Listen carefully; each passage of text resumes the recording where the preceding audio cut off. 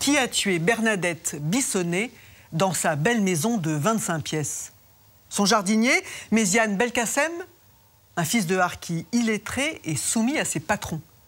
Amaury d'Harcourt, l'aristocrate, ce vieil ami de la famille, désargenté et chasseur. Ou le mari, Jean-Michel, un riche retraité pied noir, qui aimait sa femme comme au premier jour. Dans cette affaire, il y a bien un commanditaire, un exécuteur et un complice. Les trois se sont renvoyés la balle et tout le monde s'est retrouvé devant les assises de Montpellier.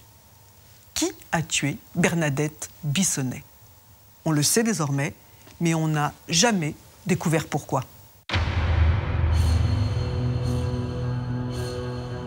Dans la banlieue de Montpellier, Castelnau-le-Lez, un quartier résidentiel tranquille, un peu éteint même.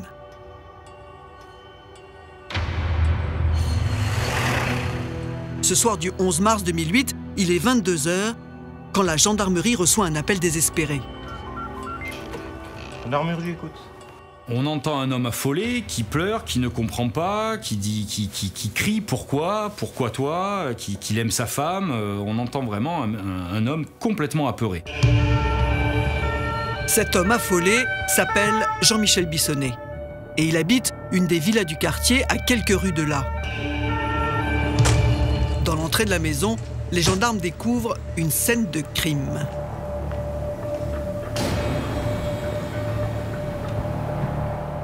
Il y avait le corps de Madame Bissonnet qui était à l'intérieur du hall d'entrée.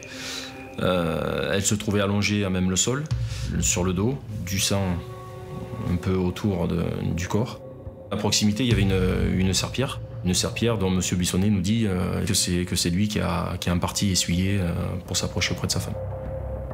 Le mari est en état de choc. Il dit surtout c'est affreux, c'est affreux. Il veut savoir ce qu'on va faire, ce qu'on va pas faire. Sa femme est morte, il dit on me l'a tuée. Les gendarmes interrogent alors M. Bissonnet. Ce 11 mars 2008, comme tous les mardis, il était au Rotary Club de Montpellier. La dernière fois qu'il a parlé à sa femme, c'est au téléphone, sur le trajet. Il me précise qu'il est parti vers les 19 h 40, qu'il est allé à sa réunion du Rotary avec sa voiture, comme il le fait habituellement tous les mardis soir, et que sur le chemin, il s'aperçoit qu'à l'arrière de sa voiture, sur la banquette arrière, il y a son chien. Et il téléphone à son épouse pour lui dire « mais voilà, j'ai le chien avec moi, ne t'inquiète pas, j'ai le chien avec moi ».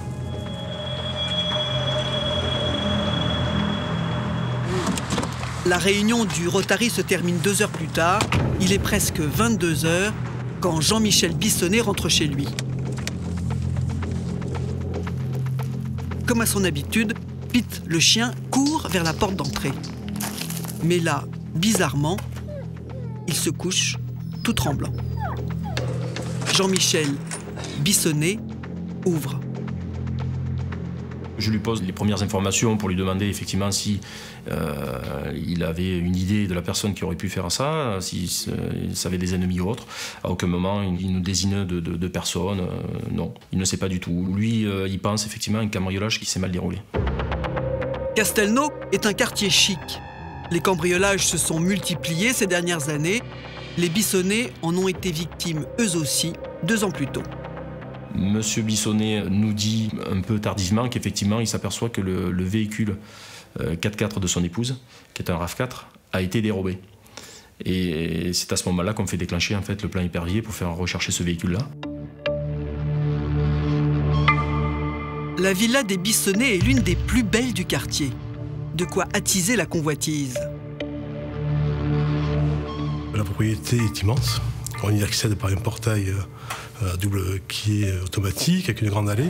Et on se table sur un terrain qui est à peu près entre 4500 et 5000 m² et une maison en 2 étages d'environ 25 pièces. C'est une très belle villa avec piscine intérieure, petite salle de sport pour Madame Juan, l'épouse de Monsieur Bissonnet, les victimes.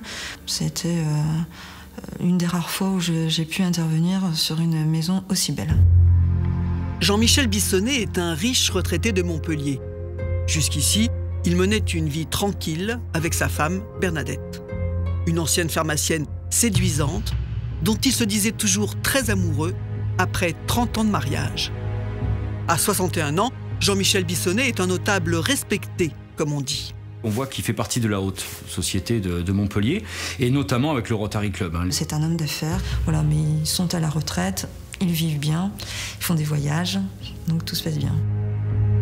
Pendant que les enquêteurs discutent avec le mari dans le jardin, les techniciens en identification criminelle, les TIC, ont déjà retrouvé la voiture volée, à seulement quelques rues de la villa. Et ils y repèrent tout de suite des éléments intéressants. Il y a du sang sur la manette du clignotant et sur la portière avant gauche.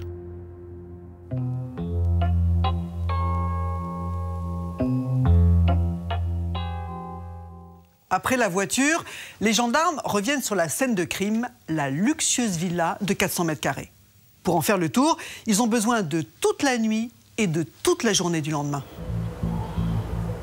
Les enquêteurs et les TIC notent que l'attaque a été violente. Le volet roulant a été perforé en de nombreux endroits.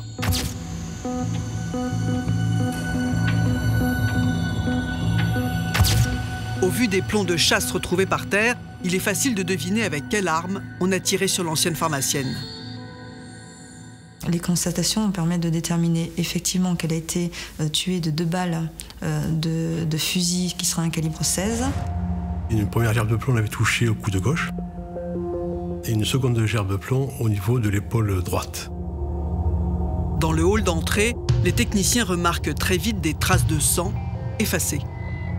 La serpillière est juste à côté. Et les enquêteurs nous disent, c'est M. Bissonnet qui a effacé, qui a essuyé ces taches de sang. Donc quand on demande à M. Bissonnet à côté pourquoi avoir essuyé ces taches de sang, il nous dit que son chien piétinait auprès du corps de son épouse, et c'est pour cette raison qu'il a enfermé dans la chambre au premier étage. Mais bizarrement, les taches sont bien circulaires et les TIC ne trouvent aucune trace de pattes de chien dans le sang. Soudain, les techniciens repèrent par terre quelque chose qui les intrigue. On trouve sur le tapis un bout de matière, on va dire transparente, qui nous fait d'un premier temps, un examen visuel nous laisse penser à un bout de plastique. Et quand effectivement on le prélève et qu'on le saisit, on se rend compte qu'il s'agit d'un ongle. Et d'un ongle important, dans la taille. C'est-à-dire qu'on ne parle pas d'un ongle d'un auriculaire, mais plutôt d'un ongle d'un pouce. Et de plus, tous les petits morceaux qu'on retrouve sur la partie gauche de la pièce, ainsi que collés au plafond, certains petits bouts de peau, on laisse penser justement à un bout de doigt. Un bout de doigt. Or, les 2 mains de Bernadette sont intactes. Le tueur s'est vraisemblablement blessé en tirant. La première conclusion qui nous vient à l'esprit, c'est pas une personne qui est habituée aux armes. Pour nous, le dossier est en partie résolu, parce qu'au vu de tous les morceaux qu'on a pu ramasser sur les lieux, on a assez de matière pour faire une recherche ADN. Quelques mètres plus loin, encore des indices. Tout le long de l'escalier, des gouttes de sang montent jusqu'à une chambre à l'étage, côté gauche. Du même côté que les traces de sang retrouvées dans la voiture. Ce qui nous confirme que l'auteur des faits, ou du moins la personne qui a utilisé la voiture, était blessée à la main gauche. Mais qu'est donc venu faire l'assassin à l'étage, puisqu'il n'a apparemment rien volé? Ni les bijoux de madame, ni l'appareil photo de monsieur. Rien n'a été volé dans sa maison. C'est une maison avec des œuvres d'art, avec de l'argenterie, avec de l'argent liquide qu'il y avait ne serait-ce que dans le sac de Madame Juon, la victime. Rien n'a été touché. Donc le vol est écarté.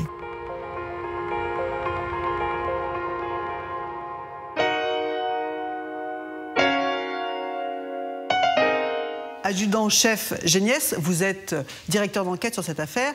Quand vous vous rendez sur la scène de crime, qu'est-ce que vous remarquez? Il n'y a aucun désordre dans la résidence. Il n'y a pas de trace de vol, aucun objet n'est volé. Il n'y a aucune trace de lutte. Madame Bissonnet ne semble pas s'être battue avec son agresseur. La porte d'entrée de ce hall, il n'y a aucune effraction.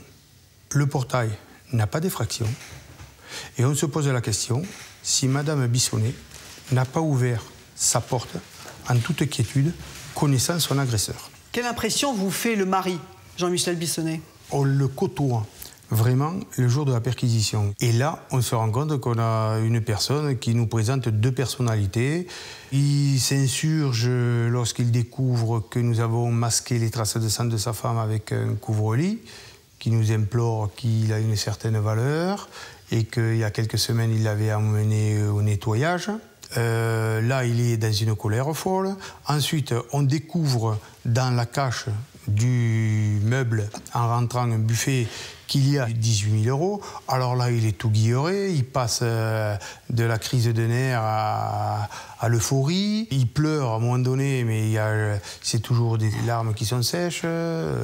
Il est vraiment bizarre, très très très bizarre.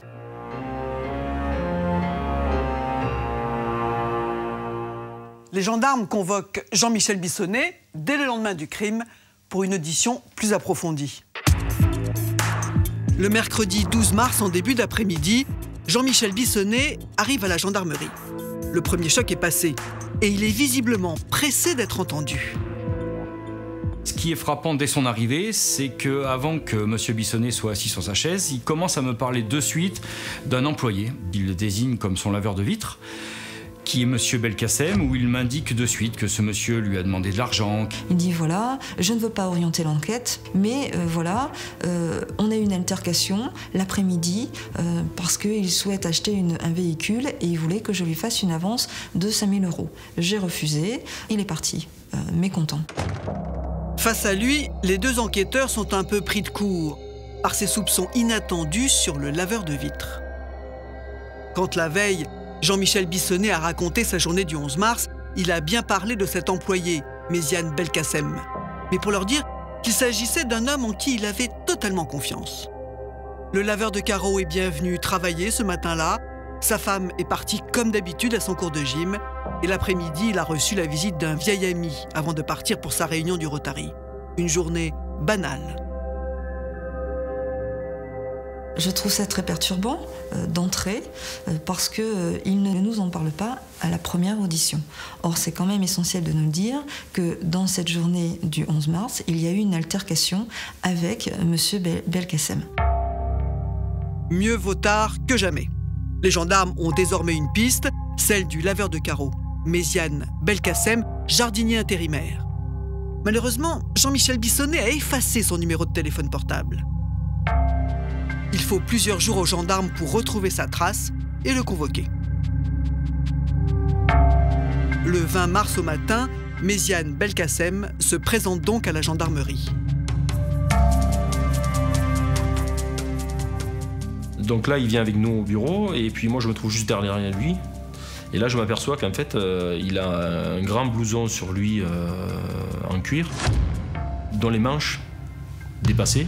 Et on ne voyait pas ses doigts. Et on savait que sur les lieux, l'auteur s'était blessé.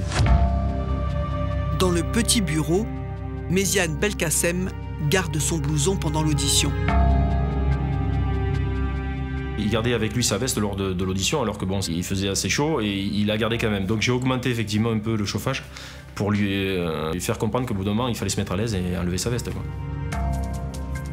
Il a fait et c'est à ce moment-là qu'il a mis ses mains sous ses aisselles et que j'ai vu qu'il était blessé. À la seule vue de sa blessure au pouce gauche, les gendarmes arrêtent l'audition et placent Belkacem en garde à vue.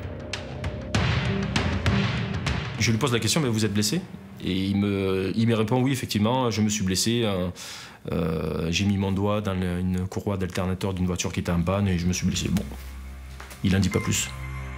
On sentait que M. Belkacem était mal à l'aise, il ne nous disait pas la vérité, quoi. Ce que l'on a fait, c'est qu'on l'a rassuré énormément par rapport à ses enfants, sa famille, et qu'il fallait effectivement qu'il évacue ce qu'il avait sur sa conscience. Et c'est à ce moment-là qu'il nous a avoué qu'il avait tué Mme Bissonnet.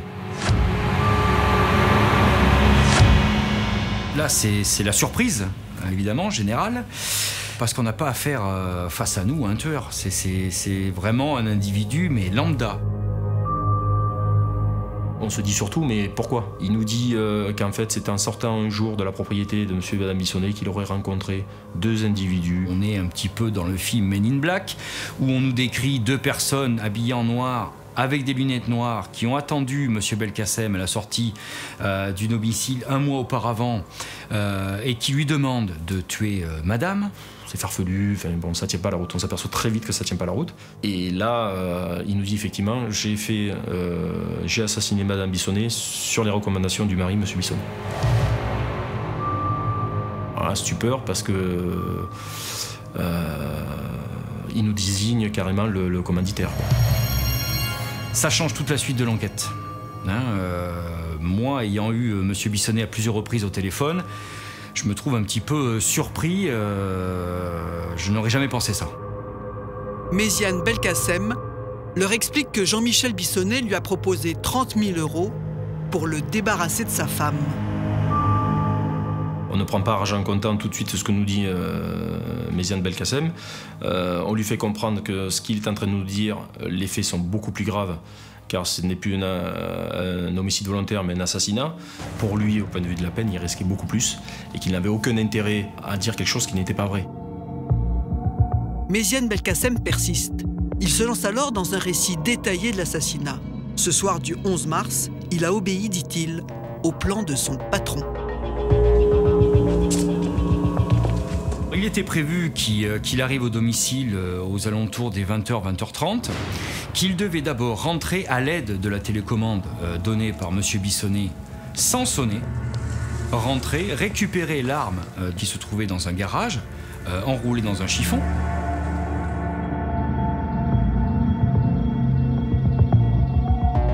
Le fusil caché sous sa parka, Méziane Belkacem s'est ensuite faufilé jusqu'au portail pour sonner.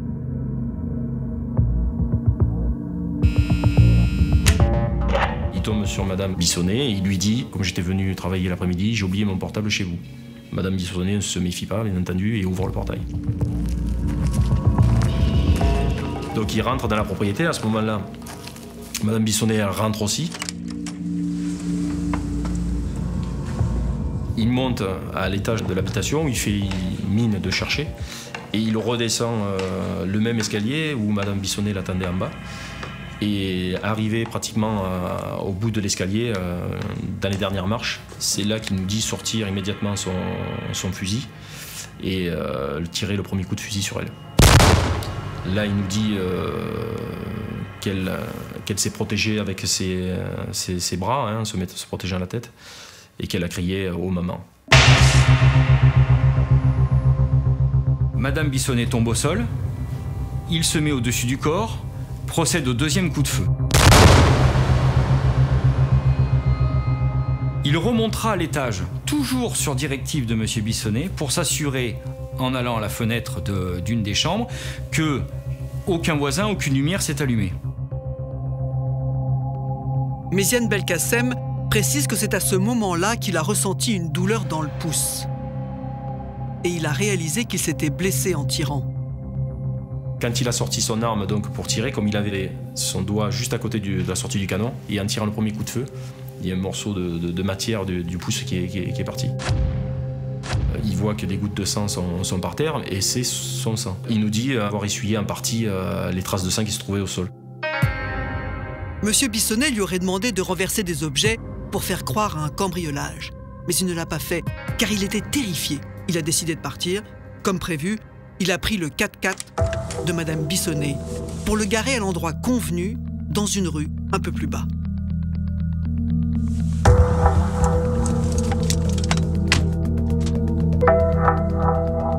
Ensuite, il nous dit avoir laissé l'arme du crime, toujours sur directive de M. Bissonnet, devant le siège passager avant sur le Toyota RAV4, avoir repris son véhicule et être rentré dans une chambre qu'il avait dans un gîte d'hôte. Belkacem affirme qu'il a laissé l'arme bien en évidence sur le siège. Mais lors des constatations, les gendarmes ne l'ont pas retrouvé. C'est le seul point qui cloche dans son récit. Pour le reste, les aveux sont longs et précis.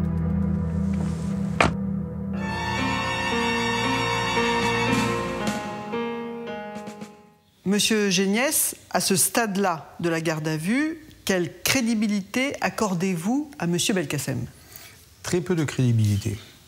On n'arrive pas, on ne veut pas croire que M. Belkacem, nous désignant M. Bissonnet comme commanditaire, c'est crédible. Il nous sort ça brut de décoffrage, sans apporter des éléments auparavant.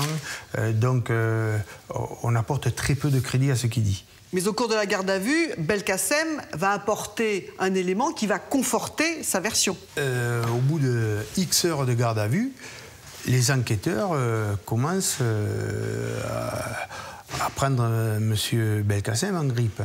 Jusqu'au moment où, dans une discussion banale, il y a mon collaborateur, le chef Gourceau, qui pose la question à Belkacem en lui disant « Mais vous n'avez pas eu peur du chien ?» Et là, spontanément, M. Belkacem dit « Je savais que le chien ne serait pas là parce que M. Bissonnet m'avait dit qu'il le prendrait avec lui lors de sa réunion du Rotary Club. » Donc là, il y a un déclic.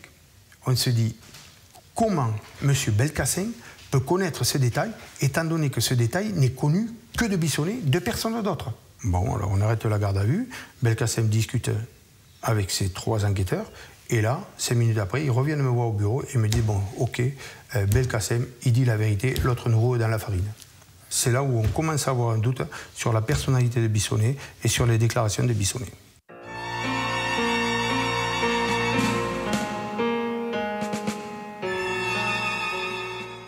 Pour s'assurer de la crédibilité de Méziane Belkacem, les gendarmes contactent ses proches pour mieux savoir à qui ils ont affaire. Car Méziane Belkacem est inconnu des services de police. Il est né en Algérie, il a 49 ans, il est illettré et sans diplôme. Il est décrit par tous comme un brave type, un travailleur. Mais le laveur de carreaux a souvent du mal à boucler ses fins de mois. Il est dans une période très fragile parce qu'en séparation avec son épouse, il voit très rarement ses enfants. Donc je pense que c'est une mauvaise période que passe au moment des faits M. Belkacem. En ce début 2008, Méziane Belkacem multiplie les petits boulots. Saisonnier agricole, homme d'entretien, jardinier.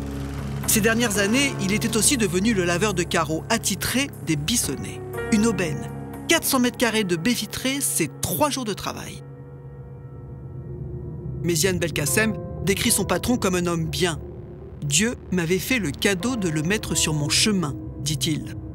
Belkacem vénère M. Bissonnet, c'est-à-dire que il en parle comme quelqu'un qui a réussi dans la vie, de par la maison, de par son assise financière. Il me dit, j'ai un pied noir à Montpellier, un bien comme ça, il me donne du travail. Puis il l'admirait. Parce qu'il me dit, il faut voir comment il a réussi sa vie. Hein. Des bureaux, de l'argent, des comptes en banque. Belkacem raconte aux gendarmes que depuis plusieurs mois, son patron voulait se débarrasser d'une personne qui l'embêtait. Il proposait 30 000 € à celui qui l'aiderait. On va interroger son ex-femme donc à son domicile sur Nîmes et elle nous déclare qu'effectivement elle se souvient très bien que un soir, quand Méziane était rentré à la maison après les travaux de la famille Bissonnet, il lui avait expliqué qu'il cherchait quelqu'un pour se débarrasser de quelqu'un d'autre. Et c'est vrai que 30 000 € c'est gigantesque, c'est 2 ans de travail, c'est plus qu'il n'a jamais possédé d'argent. Le matin du 11 mars, Bissonnet lui annonce que la personne qu'il veut éliminer, c'est sa femme. Et c'est pour ce soir. Une occasion difficile à refuser pour le jardinier qui tire le diable par la queue. Et son patron a l'air tellement malheureux. Ce qu'il nous dira dans sa déposition, c'est que monsieur Bissonnet lui fait mal au cœur par moment de l'entendre dire que sa femme le presse, qu'elle l'empêche de vivre. Donc il y avait M. Bissonnet à ce moment-là qui allait le voir et qui se plaignait toujours en disant « ça va pas, ma femme, j'en peux plus, voilà ». Jean-Michel Bissonnet lui aurait dit que s'il divorçait, il perdrait tout, même sa maison. Il essayait aussi de le rassurer pour lui dire voilà, n'aie pas peur, personne ne pourra te retrouver. Et quand même on viendra t'accuser, je dirais que toi là-dedans tu n'y es pour rien. Plus la garde à vue avance, plus les gendarmes trouvent que l'histoire de Belkacem sonne juste. Le portrait que ses proches font de lui confirme cette impression. Ils le décrivent comme une personne très, très serviable, gentille, pas très futée, mais de bonne volonté, toujours à rendre service. Voilà, il le décrit comme une personne comme ça. Par contre, on nous le décrit comme quelqu'un qu'on doit diriger. C'est-à-dire que s'il faut déplacer un outil particulier, il faut bien lui expliquer pourquoi le déplacer et où le déplacer. Ce n'est pas quelqu'un qui va prendre des initiatives. La simplicité, le côté frustre de Méziane Belkacem plaide pour lui. On comprend vite que M. Belkacem ne peut pas inventer ce qu'il vient de déposer devant nous. C'est impossible. Donc forcément, ça fait basculer le dossier. C'est-à-dire qu'on va s'intéresser vraiment maintenant à M. Bissonnet.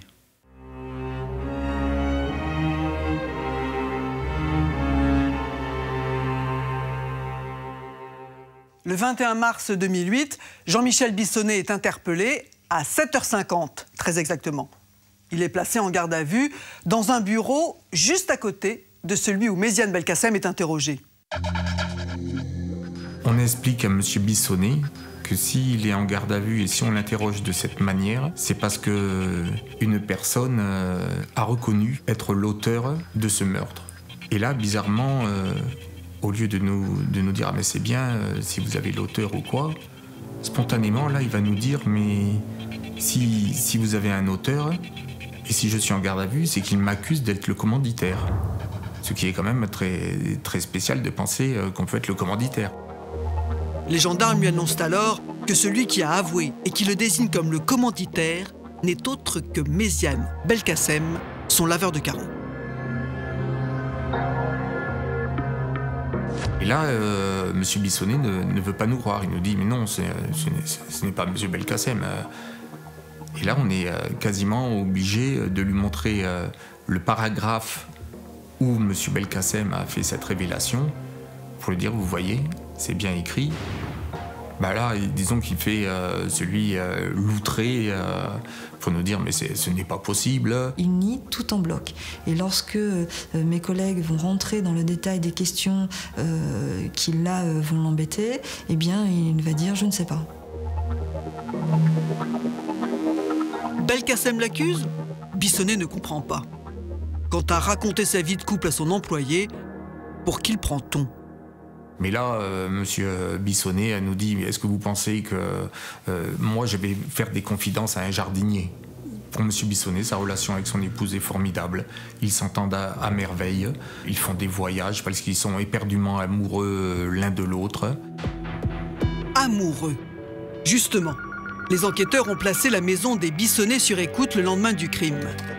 Et voilà ce qu'ils interceptent lors d'un coup de fil à sa cousine. « Allô, Jean-Michel ? Oui, c'est Jacotte. » Il avait eu une conversation expliquant que son épouse était une emmerdeuse. Bernadette, elle est inoubliable. Elle m'a tellement emmerdé qu'elle est inoubliable. Depuis le début, vous nous racontez une histoire idyllique avec votre épouse, mais là, bon, c'était un petit peu gros, quoi, et M. Bissonnet retombe vite sur ses pieds en nous disant « mais non, son épouse n'était pas une emmerdeuse, je disais ça parce que c'est dans la vie de tous les jours, comme quoi elle voulait, mais je l'aimais comme ça, quoi. » La garde à vue se prolonge. Le 22 mars, les enquêteurs organisent une confrontation entre Jean-Michel Bissonnet et Méziane Belkacem. On est plusieurs enquêteurs dans la salle. Et là, on a tous eu même le même ressenti, c'est que M. Belkacem continuait à donner les mêmes réponses, était droit dans ses baskets, ne tremblait pas dans ce qu'il disait. Et on avait par contre, à côté, M. Bissonnet qui avait vraiment chaud, qui était gêné, qui dit que M. Belkacem est un menteur. C'est à ce moment-là qu'on a senti toute l'admiration qu'avait pu avoir Belkacem s'effondrer en fait, vis-à-vis de M. Bissonnet parce qu'il a vu qu'il avait été complètement lâché. Il ne le soutenait plus. Il nous dit c'est un pourri, il m'avait dit qu'il me protégerait et en fait il me balance, il me défend pas, quoi. La garde à vue touche à sa fin. Les gendarmes sont maintenant persuadés de la culpabilité de Jean-Michel Bissonnet. Je pense que ça fait un moment qu'il sait comment cette garde à vue va se terminer. Il le voit venir. C'est pour ça qu'il essaye de me convaincre une dernière fois en me disant « Mais monsieur Recouli, vous savez que je suis innocent ». Je lui dis « Monsieur Bissonnet, vous savez pertinemment que je pense le contraire ». À l'issue de leur garde à vue, les deux hommes sont présentés au juge d'instruction. Méziane Belkacem est mis en examen pour assassinat, Jean-Michel Bissonnet pour complicité d'assassinat. Tous les deux sont écroués. La nouvelle de l'incarcération de Jean-Michel Bissonnet fait le tour de Montpellier. Dans l'entourage des Bissonnet, c'est l'incrédulité. Jean-Michel, tuer sa Bernadette, impossible. Les plus abasourdis, ce sont Marc et Florent, les fils du couple Bissonnet. On trouve peu de couples qui, encore après 30 ans de mariage, restent collés l'un à l'autre toutes les soirées, tous les déjeuners, tous les dîners. Voilà, ils étaient plus que ça, ils étaient démonstratifs. Et papa s'est attelé pendant 30 ans à réaliser le projet de maman. Mais avec une envie folle, et c'est parce qu'il voulait lui faire plaisir, il était amoureux d'elle, maman était amoureuse de lui. Les deux frères contactent alors l'avocat Jean-Marc Darrigade. Les charges à ce moment-là réunies sont d'une légèreté déconcertante. J'ai la conviction que cet homme, en tous les cas, il est incarcéré à tort. Voilà. Et il y a les simples déclarations d'un laveur de carreaux jardinier à 16 heures qui sont déclarées ipso facto cohérentes. Alors même que, dès cet instant-là, elles ne le sont pas du tout cohérentes. Et ça me paraît, si vous voulez, d'ores et déjà complètement ahurissant. Voilà. Quant au coup de téléphone, au cours duquel Jean-Michel Bissonnet a traité sa femme d'emmerdeuse, c'est une conversation tronquée, selon l'avocat. Dans cette conversation, quelques phrases au-dessus, il dit à la même Jacotte, mais on avait préparé la maison, j'avais taillé les arbres, tout était organisé pour la venue des petits-enfants, et maintenant je suis comme un con. Les gendarmes vont se jeter sur cette conversation, la sortir de son contexte, ce qualificatif d'emmerdeuse livré quelques jours après le crime est forcément la signature de quelqu'un qui voulait tuer sa femme. Spontanément, les proches de Jean-Michel Bissonnet se soudent autour de leur vieil ami.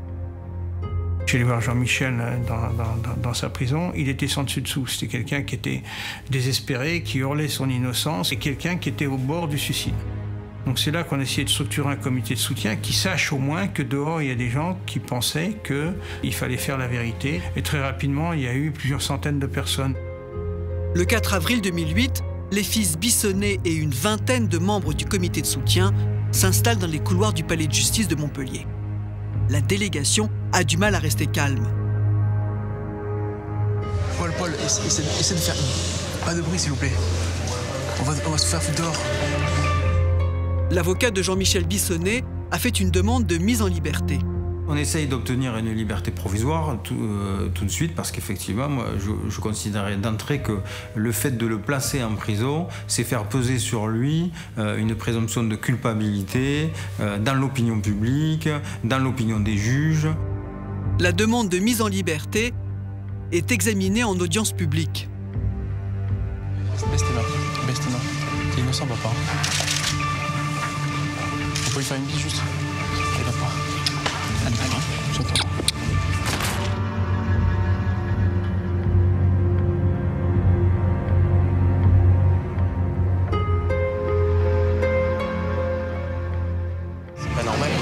C'est pas normal, on est victime, mon père est victime, le titre que nous, et aujourd'hui on doit se battre pour le libérer après que vous ayez volé notre mère. C'est la folie, quoi. C'est pas possible, il sorte pas. Le juge doit rendre sa décision 8 jours plus tard. En attendant, les amis, la famille, les collègues prennent leurs plumes. Madame la juge d'instruction, très touchée par l'horreur qui détruit la vie de mon ami, je souhaiterais porter à votre connaissance la douceur qui régnait, à mes yeux, dans le couple de Bernadette et Jean-Michel. Les lettres se succèdent, mais n'infléchissent pas le juge. La demande de mise en liberté est rejetée.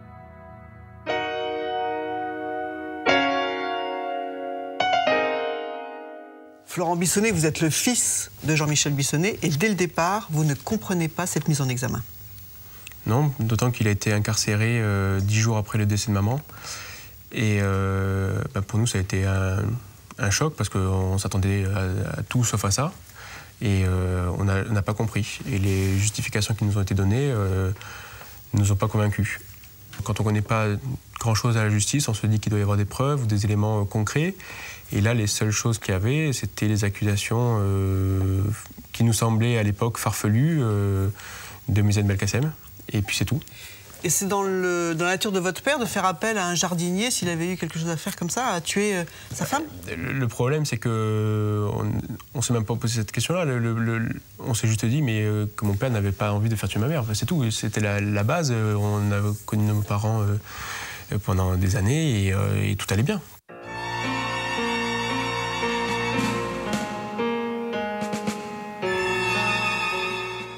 Pour les gendarmes, Jean-Michel Bissonnet est bien le commanditaire. Mais il manque de preuves et d'un mobile.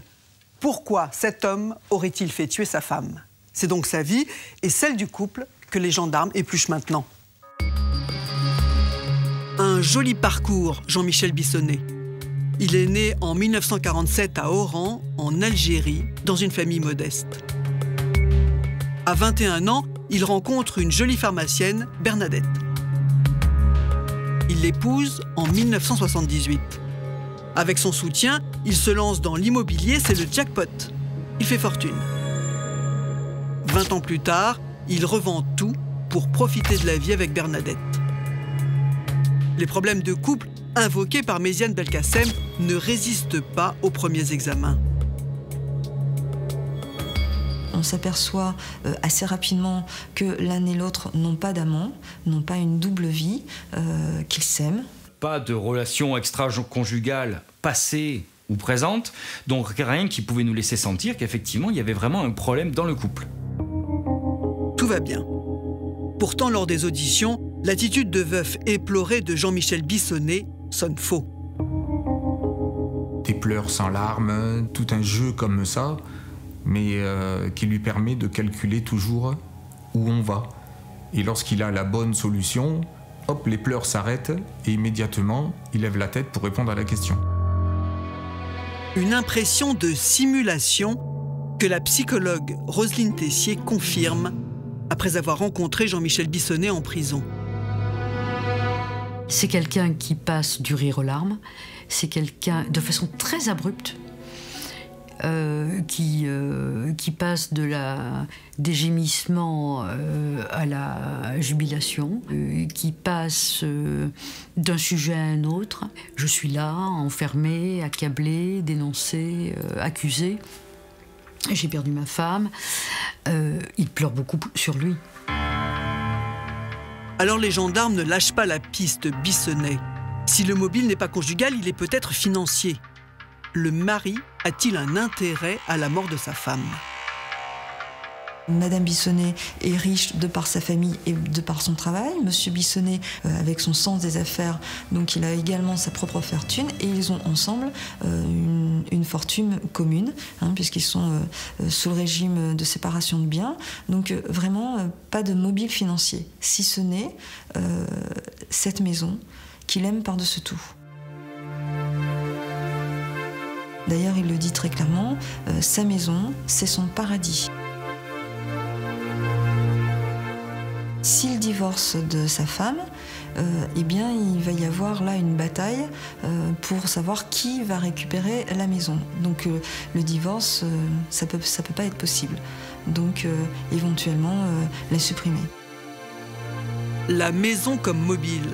Encore faut-il qu'il y ait du divorce dans l'air. Les enquêteurs tournent en rond.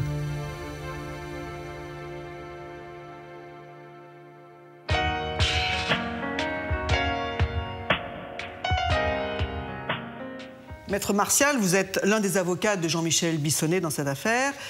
Les gendarmes n'arrivent pas à trouver de mobile, pourtant ils sont sûrs de sa culpabilité. Pourquoi? Ils n'ont jamais hésité. Ils ont décidé d'entrer que Jean-Michel Bissonnet était sans aucun doute le responsable de la mort de Bernadette.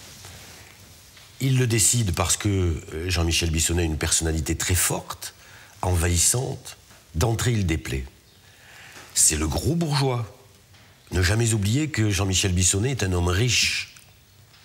Et que cet homme riche se comportant de la sorte, certains diront qu'il pleure sans larmes. On en fait le coupable idéal et on le désigne comme tel. Qu'est-ce qu'il y a dans le dossier contre lui? À l'instant où il est mis en examen, Jean-Michel Bissonnet a contre lui les déclarations accusatoires de celui qu'on présente comme étant son jardinier, M. Belkacem. À cet instant-là, il n'y a rien. La maison pourrait-elle constituer un mobile? Tous les amis du couple sont d'accord pour dire que ce sont des gens qui peuvent être, dans leur fonctionnement, montrés en exemple, comme étant une véritable réussite. Mais jamais ils n'ont parlé de divorce. Alors on dit la maison. Parce que s'il divorce, il ne pourra pas conserver cette maison qui est la maison de ses rêves. Ils ont une fortune telle que même en partageant jusqu'au bout du dernier morceau de drap, chacun aura une part suffisamment importante pour lui permettre non seulement de conserver la maison si tel était son souhait, mais de vivre jusqu'à la fin de ses jours et peut-être de recommencer une autre vie si l'histoire voulait qu'il en soit ainsi et qu'il soit possible. Il faut arrêter. Quel est l'intérêt de Belkacem de dénoncer votre client? Pour Belkacem, répondant aux questionnements des enquêteurs et aux suggestions de l'enquêteur, va immédiatement sentir le profit qu'il peut tirer de cette position du plus faible, écrasé par le plus fort. Et c'est ce qu'il va faire jusqu'au bout. Les gendarmes savent qu'il leur manque un élément essentiel. La fameuse arme que Belkacem aurait laissée dans la voiture. On ne l'a jamais retrouvée. Quelqu'un l'aurait-il récupérée? Ils passent et repassent en revue l'emploi du temps du 11 mars. Ils se souviennent que Jean-Michel Bissonnet a eu une visite ce jour-là. Celle d'un vieil ami, un certain Amaury d'Harcourt. Monsieur Amaury d'Harcourt, donc c'est Monsieur Bissonnet qui nous en parle. Il nous en parle de suite comme étant, je cite, son père spirituel. Ils se connaissent depuis 41 ans. On sent vraiment là une amitié très forte entre les deux, peut-être même limite une filiation. Le jour du meurtre, Amaury d'Harcourt était justement de passage à Montpellier pour voir son ami Bissonnet. Ils sont allés ensemble acheter une veste polaire pour le vicomte. Vers 19h, pendant que Jean-Michel Bissonnet partait au Rotary Club, d'Harcourt est rentré dormir chez un ami à Saint-Clément-les-Rivières.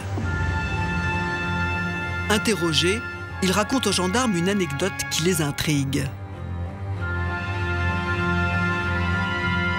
Lorsqu'il rentre à Saint-Clément-de-Rivières, il se rend compte qu'il a oublié sa polaire et sur les coups des 21h, 21h15, il repart chez Madame Bissonnet pour récupérer sa polaire. Lorsqu'il arrive, eh bien, il nous dit qu'il ne voit pas de lumière, qu'il a sonné à plusieurs reprises, 3 fois, et que personne n'a répondu. Donc il repart, il n'a rien vu et il n'a rien entendu. d'Harcourt se serait donc trouvé à la porte des Bissonnet pile à l'heure du crime. Une sacrée coïncidence. Lors des réunions avec l'ensemble des enquêteurs, un des enquêteurs dit, pour rire, « Tiens, est-ce que ce serait pas Monsieur Amaury d'Harcourt ?» Donc tout le monde rigole, y compris moi. Car Amaury d'Harcourt est un homme atypique, un vicomte, un vrai. Alors Dominique, qui est ce fameux vicomte d'Harcourt? C'est un magnifique personnage de roman, Frédéric. Un aristocrate pur, rien à voir avec la noblesse d'Empire, la noblesse tardive. Les d'Harcourt, c'est une des plus vieilles familles de la noblesse française, descendant d'un chef viking qui est venu conquérir la Normandie, Bernard le Danois, et qui a donné la lignée des d'Harcourt qui sont partis guerroyer aux côtés de Guillaume le Conquérant. Voilà d'où vient Amaury d'Harcourt. Alors son enfance, c'est un peu l'enfance d'un prince. Dans la famille, on chasse à court. Alors on vit tantôt au château de Saint-Eusoge, tantôt dans le grand appartement parisien de la rue Saint-Dominique, dans le quartier des Ministères. On se vouvoie dans la famille. On est des catholiques fervents. À 19 ans, en 1944, il part dans la Résistance. Un an plus tard, il va s'engager dans les bataillons de choc de Lattre de Tassigny. En 1945, il est blessé en Alsace, gravement, par un éclat d'obus. Il est démobilisé en 1947. Et là, c'est l'aventure africaine qui commence. Et là-bas, il va tutoyer la mort. Il va attraper un mal mystérieux. Il reçoit l'extrême onction d'un prêtre. Et c'est un chaman africain qui lui sauve la vie en lui administrant une potion mystérieuse. Ensuite, de là, il part en Algérie où il monte une société de production de musique. Et puis, il quitte l'Algérie parce qu'il est forcé, comme d'autres. Et il va revenir en France. Il se mariera 3 fois. Il aime les femmes, pas seulement celles qu'il épouse. C'est un peu son problème aussi. C'est un homme qui séduit, qui aime plaire. Il aura un enfant, une seule fille, Diane, avec sa première épouse. Et le fil rouge de la vie d'Amaury d'Harcourt, Frédéric, c'est la chasse. Il chasse en Afrique, il chasse en France, il organise des chasses somptueuses à Saint-Eusauge, sur le domaine de Saint-Eusauge. Il reçoit des personnalités. Valéry Giscard d'Estaing a chassé là-bas. C'est comme ça, sans doute, qu'il est devenu, Amaury d'Harcourt, conseiller des chasses présidentielles. Il a tout fait dans sa vie. Et celui qui parle de lui le mieux, c'est son neveu, le marquis Jean d'Harcourt. Il dit aux policiers, « Mon oncle, il plane ». Un aristocrate fantasque de 83 ans, mêlé à une histoire de meurtre, c'est ridicule. Et pourtant... Et puis finalement, chemin faisant, nous nous sommes dit, pourquoi pas ? Pourquoi pas ? Parce qu'à la place de M. Bissonnet, eh bien, la seule personne en qui je ferai confiance, eh bien, c'est mon meilleur ami. Un détail fait tiquer les gendarmes. Les horaires du vicomte. La nuit du crime, il a mis 1 heure pour aller rechercher sa veste polaire, oubliée chez les Bissonnets.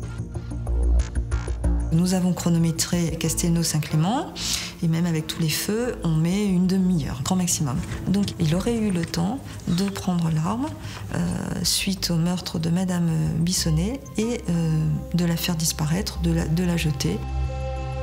Les terres du vicomte se trouvent à 800 km de Montpellier, dans l'Yonne, au château de Saint-Eusauge, près de Blénaud. Les gendarmes rendent plusieurs visites au vicomte, histoire de le déstabiliser.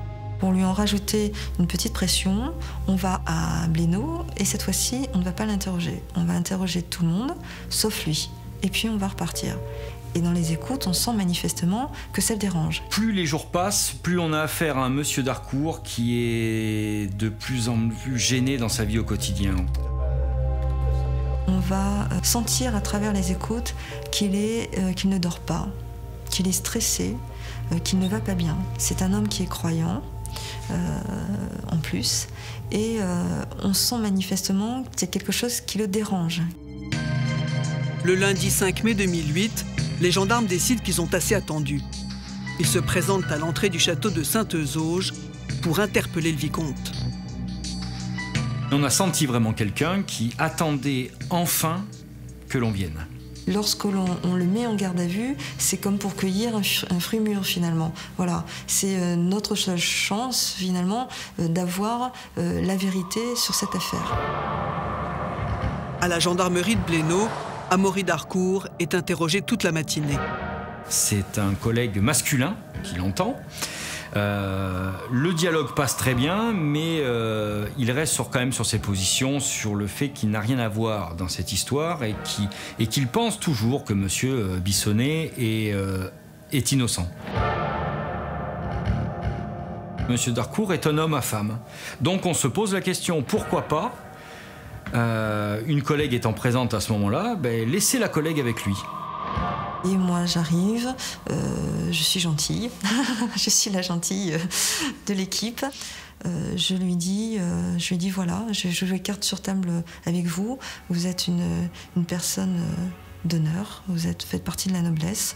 Moi je suis officier et j'ai aussi un code de l'honneur. Donc je vais vous dire, moi, comment ça s'est passé. Et là il me regarde et il devient blanc. Et il nous dit, ok. C'est M. Bissonnet qui a commandité le meurtre de sa femme. Donc là, je suis un peu surprise. Le vicomte savait. Du coup, le voilà lui aussi mouillé dans l'affaire. Et Amaury a admis que Jean-Michel lui avait confié, depuis très longtemps, le souhait d'éliminer Bernadette pour différentes raisons, et notamment le fait qu'elle n'était jamais satisfaite de rien, que la vie était difficile, que tout allait mal. Depuis 3-4 ans, il dit comme ça, en l'air, je vais la tuer. Ça restait pour Amaury d'Harcourt quelque chose qui était effectivement tout à fait fantasque et invraisemblable. Jusqu'au fameux jour du 11 mars, où il lui demande de venir et que son rôle sera juste de faire disparaître l'arme dans la petite rivière qui est juste à côté. Ce soir-là, le vicomte est donc bien repassé chez les Bissonnets. Non pas pour rechercher sa polaire, mais pour récupérer l'arme que Belkacem avait laissée dans la voiture.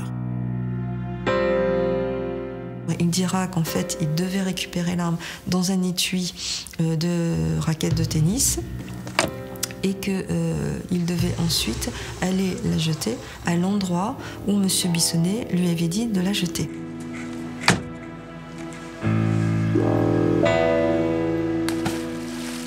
Il nous fait un croquis où il décrit exactement le lieu où il l'a jeté.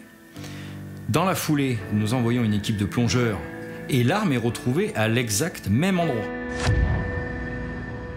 Le vicomte Amaury d'Harcourt est mis en examen pour complicité d'assassinat, mais il reste libre sous contrôle judiciaire.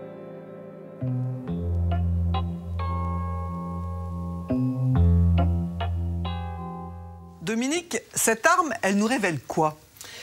Cette arme, Frédéric, c'est une arme qui est très courante. On en trouve beaucoup. C'est un fusil de chasse classique, calibre 16, avec des canons juxtaposés, c'est-à-dire 2 canons l'un à côté de l'autre. Celui-ci, il a une particularité, c'est qu'il a été scié. On a scié la crosse et on a scié le canon.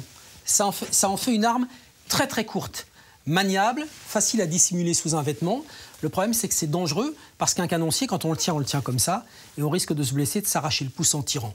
Quand on retrouve cette arme, quand on la repêche dans la rivière, dans le canon, eh bien, il y a encore une cartouche. Une cartouche dans un seul des 2 canons, une cartouche percutée, une cartouche de chasse.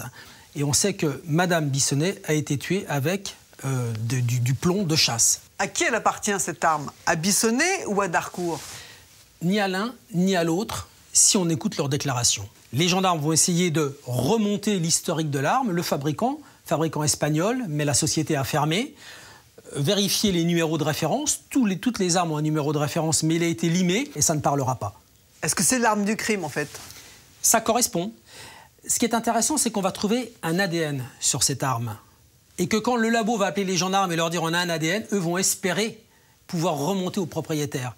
Malheureusement pour eux, c'est l'ADN de Méziane Belkacem, qui est le tireur et qui dit lui-même « je suis le tireur ». Donc, ça permet de savoir, cet ADN, que Belkacem a bien utilisé cette arme. Ça permet de savoir, la découverte de cette arme, que le vicomte d'Harcourt ne ment pas. Quand il dit « je l'ai jetée à cet endroit-là », on la retrouve à l'endroit indiqué. En revanche, ça ne donne aucune indication sur le commanditaire. La juge d'instruction a le sentiment que le vicomte n'a pas tout dit. Elle charge une enquêtrice de personnalité de le rencontrer dans son fief pour tenter de mieux le cerner. Quand on arrive à Saint-Eusoge, c'est assez impressionnant dans la mesure où on rentre dans la propriété, où il y a une grande allée cavalière, on aperçoit le château qui est assez massif, qui se dévoile au dernier moment, et lui, il réside dans une maison tout à fait modeste. Ce 16 juillet 2008, l'enquêtrice de personnalité s'installe à la table de l'aristocrate.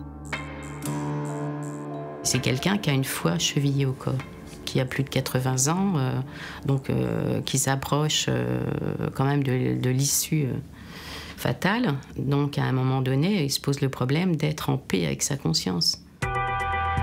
Peu à peu, l'enquêtrice établit un climat de confiance avec le vieil aristocrate. Amaury d'Harcourt lui paraît très fatigué. Psychologiquement, il est à bout de ses forces.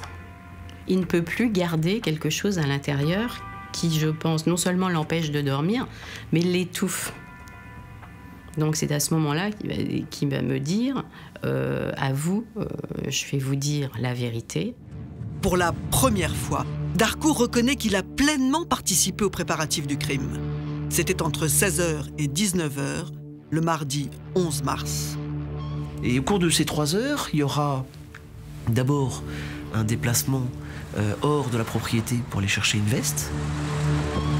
Déplacement au cours duquel Jean-Michel va confier à Amaury avoir trouvé l'individu adéquat pour commettre l'assassinat. On revient à la maison. Amaury se voit présenter M. Belkacem. Les trois hommes ont alors profité de l'absence de Bernadette pour jouer dans le garage une sorte de répétition de l'assassinat. Pendant un quart d'heure, Jean-Michel a tenu le rôle de Bernadette et Darcourt, celui du professeur de tir. Des consignes seront données aux jardiniers sur la manière d'opérer, la façon de manipuler l'arme, l'emplacement sur le corps qu'il faut viser pour malheureusement donner la mort à Bernadette. Il n'a pas la conscience et la mesure de ce qu'il fait. Et que ça reste pour lui probablement quelque chose de trop éloigné et de trop irrationnel pour qu'il ait le sentiment d'avoir une culpabilité criminelle. Il n'arrête pas de se demander mais comment j'ai pu faire ça et surtout comment j'ai pu ne pas arrêter cela. Quelques jours plus tard, Darcourt fait même de nouvelles révélations à la juge d'instruction. Il raconte qu'il a croisé Belkacem devant le portail, juste après le crime. Quand il voit Belkacem pour la remise de l'arme, il demande juste à Belkacem comment ça s'est passé, et Belkacem lui dit pas bien. On est très perplexe, on est même assez en colère parce que j'apprends qu'Amaury Darcourt a une version bien plus compliquée qu'il n'y paraît et qu'en fait, il a un rôle beaucoup plus important que celui qui lui était accordé jusqu'à présent. Les déclarations du vicomte Darcourt changent la donne. Il s'implique bien sûr, mais son témoignage est d'abord à charge contre Bissonnet. C'est sûr qu'à partir de ce moment-là, ça a été un virage phénoménal de ce dossier, puisque deux hommes désormais l'accusaient. Le premier accusateur, s'il était un subordonné de Jean-Michel Bissonnet à la crédibilité incertaine, le second était l'ami d'enfance, son aîné, son substitut de père, ce qui faisait quand même de lui un accusateur redoutable. Florent Bissonnet, alors comment vous avez réagi quand vous avez appris que le vicomte accusait votre père? Et nous, on a vu ça à travers les relations que pouvait avoir M. Darcourt avec ma mère.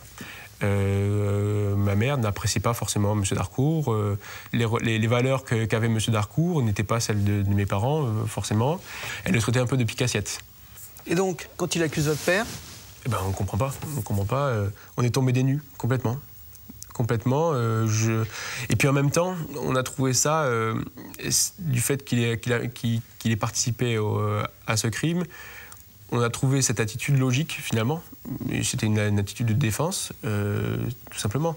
Mon père était accusé depuis 2 mois par Méziane Belkacem. Apparemment, la justice a accepté cette thèse-là. Et c'était facile finalement de tirer une nouvelle fois sur l'ambulance, quoi. Et donc, est-ce que vous allez jusqu'à soupçonner qu'il soit l'instigateur? D'abord, Méziane Belkacem a caché son existence pendant plus d'1 mois et demi. Et on a trouvé ça quand même curieux. Voilà, ça nous a tout de suite questionné. On s'est dit, mais pourquoi il n'en a pas parlé avant? Et du coup, ça nous a également conforté dans la thèse que M. Belkacem mentait, puisqu'il avait caché quand même un des complices, et que c'était quand même un élément important. Quel intérêt Amaury Darcourt aurait-il eu à faire assassiner votre mère? Maman représentait un obstacle, on va dire, dans la relation entre mon père et M. Darcourt. Ça, c'est évident. Je pense que M. Darcourt aurait aimé venir voir mon père plus souvent. Il se retrouve à 85 ans avec moins d'amis qu'avant, moins d'argent également. On a appris après dans l'instruction que mon père avait fait un prêt d'argent à M. Darcourt, qu'il en avait apparemment sollicité un second, que ma mère s'y était opposée. Et on parle de sommes assez importantes. Donc, une première fois, c'était 15 000 €, une seconde fois, 30 000 € que M. Darcourt avait sollicité. Le mobile de l'argent peut être immobile.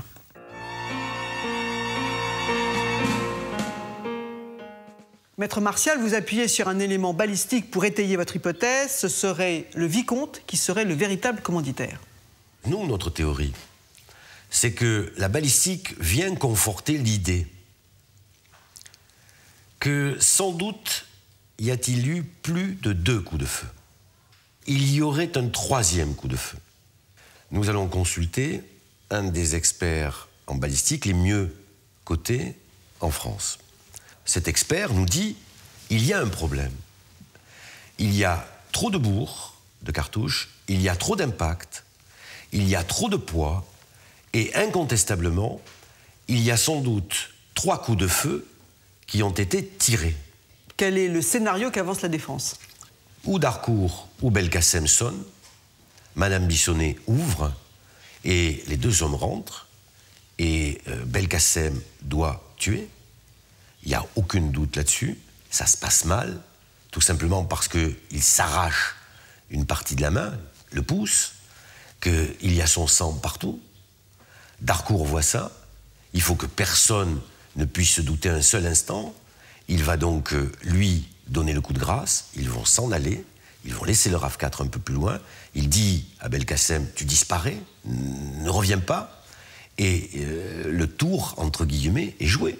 Darcourt et Belkacem ont-ils des liens entre eux, ont-ils des contacts entre eux? Alors, si on croit la préparation de Jean-Michel Bissonnet, ça prend, nous a-t-on dit, Darcourt et Belkacem réunis, les enquêteurs réunis, ça prend un quart d'heure. Eh bien, nous avons démontré que Belkacem et Darcourt avaient plus d'1 heure pour bâtir un projet. Personne n'est allé vérifier si vraiment Darcourt et Belkacem, à la sortie de la propriété Bissonnet, n'ont pas été dans un endroit, dans leur voiture, à l'endroit que Darcourt aurait choisi, ou choisi par Belkacem, pour dire « il y en a marre de cette femme, hein. Elle nous empêche d'avoir l'accès direct à Jean-Michel Bissonnet et à tout ce qu'il est susceptible de nous permettre de faire ensemble. » Ça voudrait dire que le même jour, Darcourt et Belkacem seraient convenus d'assassiner le soir même Madame Bissonnet. À mon avis, c'est incontestable. C'est pour ça qu'il ne dénonce pas le vicomte. Mais c'est tellement évident. Belkacem, s'il est la vérité incarnée, pourquoi il ne parle pas de Darcourt? Pourquoi, soulageant sa conscience, il ne va pas jusqu'au bout? Parce qu'il garde son porte-monnaie dehors.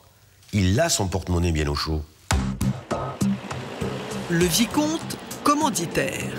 Les gendarmes étudient aussi cette hypothèse, celle d'un complot entre Darcourt et Belkacem.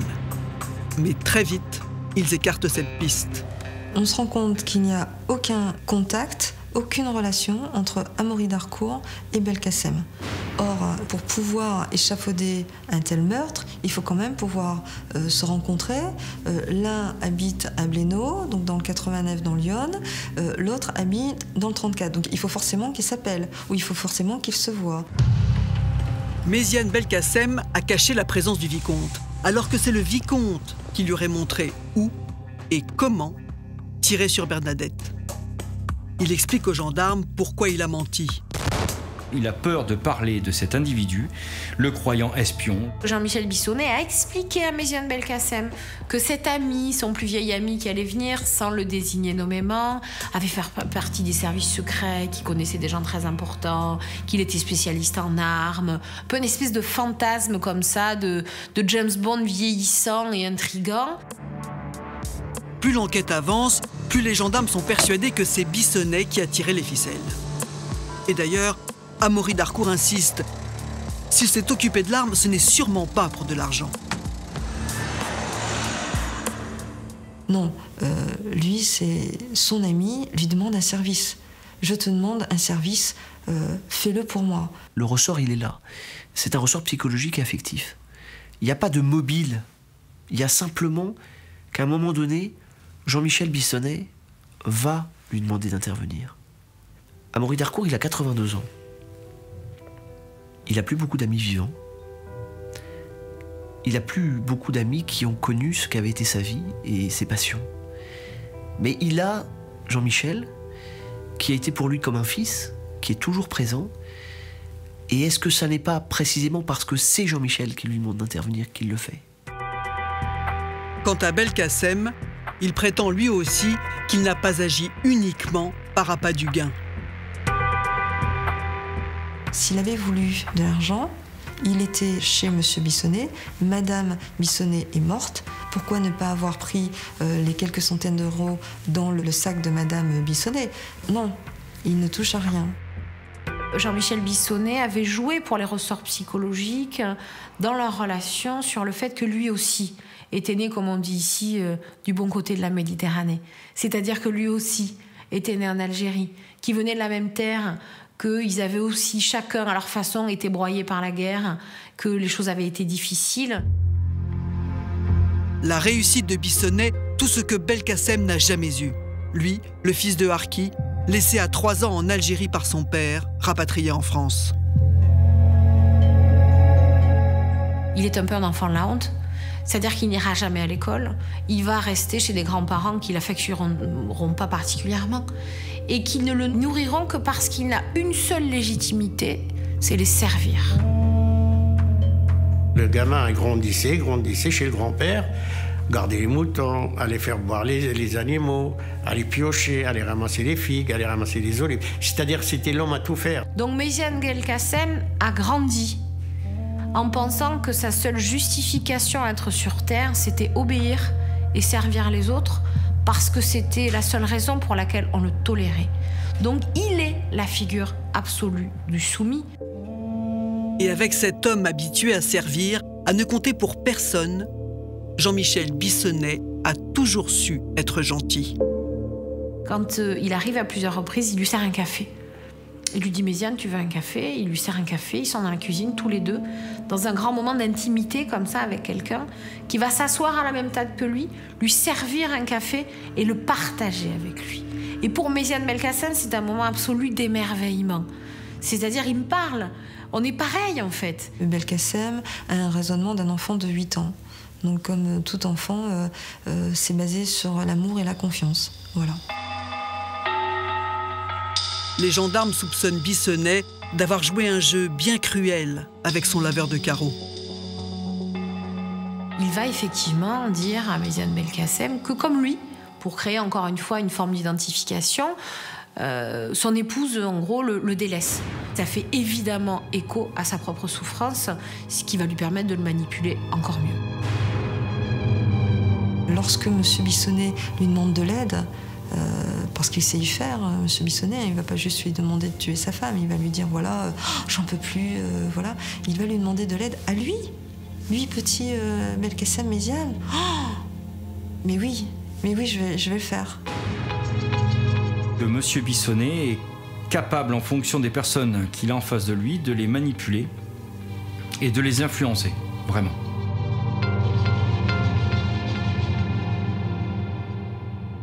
Monsieur Géniès, à ce stade, vous connaissez bien la personnalité des 3 protagonistes. Finalement, sans la blessure de Belkacem, c'était un crime parfait. Si on ne trouve pas des empreintes ADN de Méziane Belkacem et son pouce s'il ne se blesse pas, eh ben, je ne sais pas comment on aurait pu faire pour mener l'enquête, comment la mener. Et qu'on trouve des traces ADN de lui dans la maison, on n'avait rien d'anormal. C'est le gars qui fait du jardinage, c'est le laveur de carreaux, il fait le ménage à l'intérieur. Et même dans la voiture. Le matin des faits, M. Bissonnet lui aurait remis le double des clés du RAV4. Et pour troubler les pistes des techniciens d'identification criminelle, lui aurait demandé de conduire ce dernier le matin des faits, le mardi 11, pour aller chercher des galets chez un marchand de matériaux à Castelnau. Il lui avait demandé de conduire en lui expliquant que du fait qu'il conduit, c'est normal qu'on trouve des empreintes, qu'on trouve des traces de son passage dans le véhicule. Tout était impliqué, et voilà. Il n'y avait aucun souci de ce côté-là. Les accusations du vicomte d'Harcourt n'ont pas entamé les convictions de la famille et des amis de Bissonnet. Tous se relaient pour lui rendre visite à la prison de Béziers où il est enfermé depuis 18 mois. On s'est posé des questions et on a émis des doutes, mais aujourd'hui on n'en a plus et ben surtout on a une connaissance approfondie du dossier, donc on a vraiment la conviction qu'il est innocent aujourd'hui et c'est pourquoi on veut se battre. J'ai cherché à savoir, le nombre de fois où j'ai demandé « Mais Jean-Michel, t'es coupable ou t'es pas coupable ?» Pour moi, qu'est-ce qui s'est passé? Dis-moi ce qui s'est passé. Donc, plusieurs fois, on a eu des discussions là-dessus. Il a toujours affirmé sa non-culpabilité. Moi, je ne peux pas croire qu'il ait voulu structurer et organiser le meurtre de son épouse. L'avocat de Bissonnet n'a pas baissé les bras. Il continue de déposer des demandes de mise en liberté. Toutes sont rejetées systématiquement au désespoir des enfants.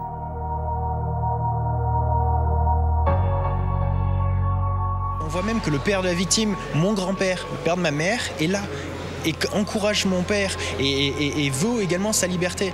Donc là, de qui se moque-t-on? De qui se moque-t-on?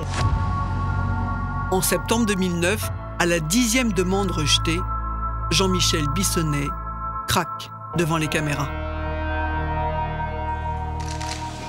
Je suis à bout. Je suis à bout des accusations et qu'on ne veuille pas m'écouter. Je voudrais qu'on m'écoute et depuis le mois de janvier, on ne m'écoute pas. La défense passe à l'offensive. Puisque tous les 15 jours, la Chambre de l'instruction de Montpellier refuse de mettre en liberté Jean-Michel Bissonnet en disant que ça troublerait l'ordre public, ils font un sondage en demandant grosso modo aux Montpelliérains: est-ce que vous avez entendu parler de l'affaire Bissonnet et est-ce que vous seriez choqué par son éventuelle remise en liberté? Et à cette question, la majorité répond qu'elle ne serait pas choquée si Bissonnet sortait de prison. Les résultats sont bons, mais le sondage, lui, déclenche une polémique. Un avocat est allé jusqu'à utiliser un sondage d'opinion réalisé auprès de la population pour tenter d'obtenir la libération de son client, soupçonné d'avoir commandité un assassinat et qui est en détention préventive depuis 18 mois. Pas sûr que ce coup d'éclat produise les effets souhaités. Les magistrats sont très choqués par la méthode. Ce sondage est perçu par la partie civile et je crois aussi par la justice comme une mesure d'intimidation, de défiance. C'est une véritable intox. C'était vraiment devenu, carrément, quasiment un référendum citoyen pour savoir ce qu'il fallait faire de Jean-Michel Bissonnet. Et alors ça traumatise les magistrats, ça fige les magistrats, ils sont absolument indignés parce qu'ils disent on est dans une espèce de justice à l'américaine, ce type a les moyens de dépenser un pognon fou pour tenter d'influencer les juges par l'argent. Très vite, avec la publicité donnée par le sondage et les médias, l'affaire passionne la ville de Montpellier. Jean-Michel Bissonnet fait partie d'une famille de pieds noirs. Les rapatriés, c'est une partie importante de la population à Montpellier. On est vraiment dans le un peu côté nouveau riche, très matériel, la grande maison, l'écran géant, la piscine. Il y a aussi une espèce de curiosité un peu malsaine de voir un riche en vue se démener et crier à son innocence. Une innocence que Bissonnet continue de crier. Au total, il fera 19 demandes de mise en liberté. Toutes refusées. J'essaie de me défendre, je voudrais que l'on arrête de m'accuser de cette façon. C'est absolument abject. C'est abject pour me dire que j'ai voulu tuer ma femme, mais ça me rend malade. Je suis en prison, je paye pour rien. Florent Bissonnet, l'accusation repose sur l'idée que votre père a manipulé 2 hommes, Belkacem et Darcourt. Est-ce que vous pensez que c'est dans sa nature? Est-ce que ça lui ressemble? D'une part, non, ça ne lui ressemble pas. Et puis je me pose surtout la question, comment est-ce qu'il aurait pu faire pour manipuler 2 personnes, l'une qu'il voyait 3 fois par an et qui lui payait un café de temps en temps. Il ne voyait pas M. Belkacem régulièrement? Non, c'était 3 fois par an. 3 fois par an, et quand ils venaient, ils passaient pas leur journée ensemble. C'était pour Belkacem avait un travail à faire à la maison, et puis mon père vaquait à ses occupations. Alors ça, c'est pour parler de M. Belkacem, et puis pour M. Darcourt, je pense que s'il y en a un qui peut manipuler l'autre, la relation devrait être dans l'autre sens. C'est-à-dire que mon père considérait M. Darcourt comme un peu un père spirituel. C'était plutôt lui qui avait l'ascendant sur mon père. Qu'attendez-vous du procès qui arrive à ce moment-là? On attend de pouvoir exposer enfin nos propos, de pouvoir être entendus aussi, parce qu'on a finalement été très peu entendus dans l'enquête, de pouvoir parler à d'autres personnes finalement que la justice, puisqu'on s'adressait également à un jury populaire. Et donc on pensait vraiment pouvoir gagner cette bataille.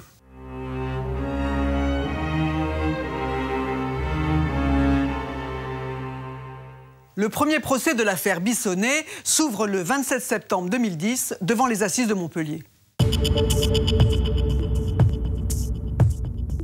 Il y a une ambiance fiévreuse, c'est le procès du siècle à Montpellier. C'est un procès qu'on annonce pour durer 4 ou 5 semaines, c'est le plus long procès de l'histoire judiciaire de la ville. Il y a tout un dispositif qui fait qu'il y a une espèce d'excitation, de fièvre, et tout le monde se dit voilà, on va enfin voir ce que réserve l'affaire Bissonnet. Les accusés encourent tous la réclusion criminelle à perpétuité. Jean-Michel Bissonnet et son ancien laveur de carreaux s'installent dans le box, côte à côte. Et c'est une image qui va peser en fait sur la compréhension du procès et sur l'opinion, parce que à aucun moment Jean-Michel Bissonnet ne manifeste le moindre mouvement de recul ou de colère. Alors que quand même, Jean-Michel Bissonnet nous explique que Méziane Belkacem non seulement a tué sa femme, mais en plus l'accuserait lui à tort. Ma foi, ils sont au coude à coude sans que tout ceci pose d'incident. Le vicomte Amaury d'Harcourt, lui, comparaît libre. Aucune déclaration. Merci. Et il attire les regards dès son arrivée.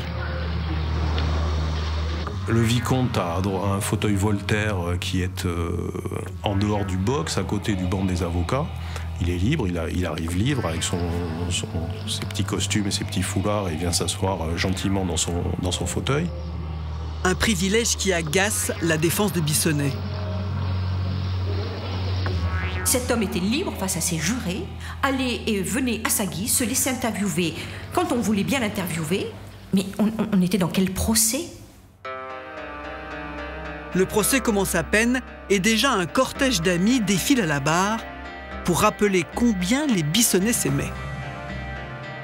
Le comité de soutien, mais comme toujours dans ces cas-là, actif, déterminé, indiquant que M. Bissonnet était un bon compagnon, un bon chasseur, un bon golfeur, un bon époux, et que dans ces conditions-là, on ne pouvait pas être un mauvais assassin. Vendredi 1er octobre, 4e jour du procès. L'accusation jette un pavé dans la mare. Il est 10h45. L'avocat général, M. Grenier, se lève et tend à la cour et au parti un certain nombre de pièces. En interrompant pratiquement les débats et en expliquant au président, il se passe quelque chose d'absolument extraordinaire, de la plus haute importance. J'ai des documents à vous remettre qui concernent directement le fond de l'affaire et on ne peut pas continuer le procès sans que toutes les parties les aient examinés. Alors là, il y a une espèce de stupeur dans la salle, le président est complètement interloqué. Tout le monde se regarde, il suspend les débats. Et là, chacun prend connaissance d'un ensemble de courriers qui ont été remis par un individu qui serait incarcéré et qui aurait fait des révélations à la police, qui laisse entrevoir, de la part de Jean-Michel Bissonnet, la volonté de fabriquer un faux témoin pour venir dire devant la cour d'assises que Amaury d'Harcourt était le commanditaire du meurtre de Bernadette Bissonnet. Le président de la cour annonce « Monsieur Bissonnet, vous êtes soupçonné de subornation de témoins. C'est une bombe. » Là, je me suis tournée vers Jean-Michel Bissonnet au moment de la reprise d'audience.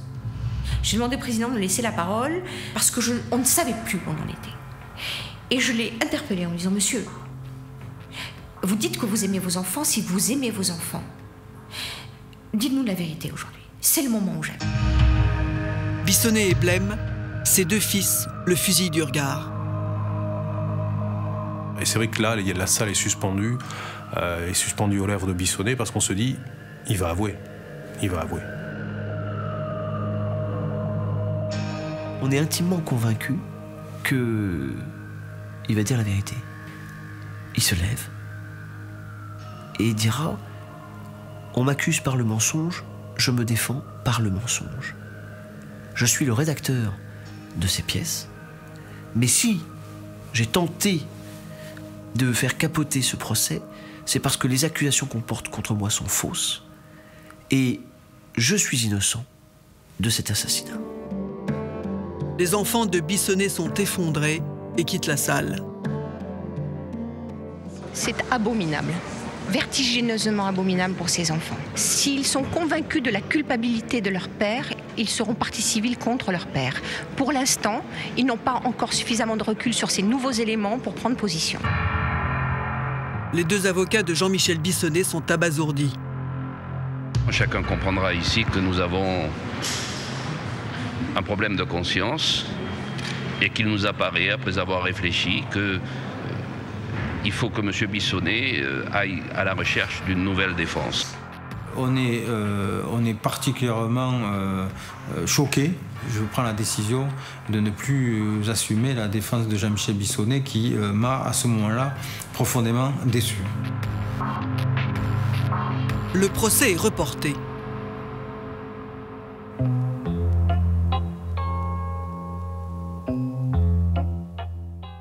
Alors Dominique, c'est quoi ces documents qui ont été transmis à la cour d'assises? C'est ça, Frédéric, cette pile de documents, c'est une série de lettres, de plans, d'informations qui ont été rédigés par Jean-Michel Bissonnet dans sa cellule sur son ordinateur. Ces documents, il les a remis à un détenu qu'on va appeler le messager et qui devait lui-même les remettre à un autre détenu qui s'appelle Laurent et que Jean-Michel Bissonnet appelle Lolo. Lolo doit produire un faux témoignage. Il doit dire à la police que le commanditaire du meurtre de Madame Bissonnet, c'est le vicomte d'Harcourt. Ça veut dire qu'il doit dire aux policiers, en 2006, Amaury d'Harcourt m'avait demandé de tuer Madame Bissonnet. Mais ce Laurent, il ne connaît pas d'Harcourt. Non, il n'a jamais vu le vicomte d'Harcourt, il ne connaît même pas sa tête. Donc, Bissonnet va joindre à son envoi une photo du vicomte d'Harcourt. Il ne connaît pas non plus sa maison, ni sa vie. Donc Bissonnet va joindre un plan du domaine de Saint-Eusoge, avec l'emplacement de la maison du vicomte qu'il appelle délicatement la maison du vieux. Il lui dit on entre directement par la cuisine, il y a une grande table en bois, il lui dit même l'emplacement des pots de confiture sur une étagère dans cette cuisine. Il parle souvent des femmes, le vicomte, donc il donne à Lolo toutes les informations pour pouvoir, quand il sera entendu par la police, construire son faux témoignage. Être crédible. Être crédible, tellement crédible qu'il lui dit aussi, Bissonnet, à Lolo, il lui dit attention, il faut rester le plus simple possible. C'est en entrant dans les détails qu'on peut se faire avoir. Il ne faut pas en faire trop. Il faut savoir rester vague. Ça ne doit pas apparaître comme une leçon apprise. Voilà les documents que reçoit le président de la cour d'assises. Et alors, que va faire la police? Alors, la police va vérifier ces informations à la demande de la cour d'assises. Et finalement, on va découvrir que Lolo n'avait pas du tout l'intention de produire ce faux témoignage devant la justice. Ce qu'il voulait surtout, c'était faire le maître chanteur et soutirer de l'argent à Bissonnet. Ça n'ira pas plus loin. De toute façon, Bissonnet l'avait compris depuis bien longtemps et il avait décidé d'interrompre l'opération.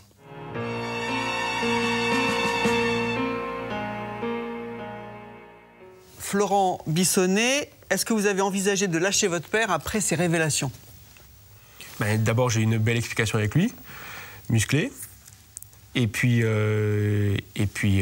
j'ai continué, bien entendu, à le soutenir, oui. Parce que je me rappelle la première fois que j'ai vu Maître Darrigade, je lui ai dit, je pense qu'il n'y a pas pire personne à mettre en prison que mon père.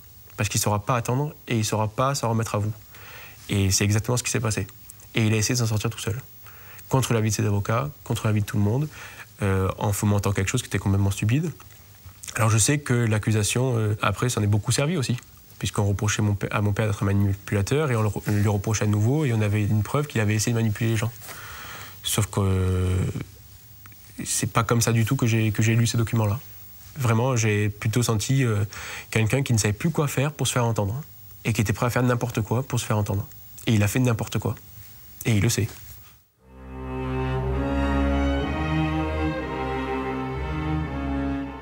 Les avocats de Jean-Michel Bissonnet ont jeté l'éponge. C'est donc avec une nouvelle défense qu'il se présente devant la cour d'assises de Montpellier 3 mois plus tard. Après le coup de théâtre de l'automne, un public nombreux se presse pour assister à la suite du feuilleton Bissonnet. La montée des marches de la cour d'assises, c'était la montée des marches du Festival de Cannes. On était submergés par des journalistes, des photographes, des caméramans. Mais pour Bissonnet, le procès commence mal. Ce sont les gendarmes qui témoignent les premiers. Lorsqu'on arrive à la barre, on raconte notre travail, on a fait notre travail. En plus de ça, on l'a bien fait, contrairement à ce que les avocats ont pu dire, ont essayé de dire, et la vérité s'est fait jour. À chaque fois que je répondais, on entendait, et tout le monde entendait dans son box des accusés, M. Bissonnet dire menteur, menteur. Bon, moi, je continuais à dire les questions qu'on me posait et à y répondre.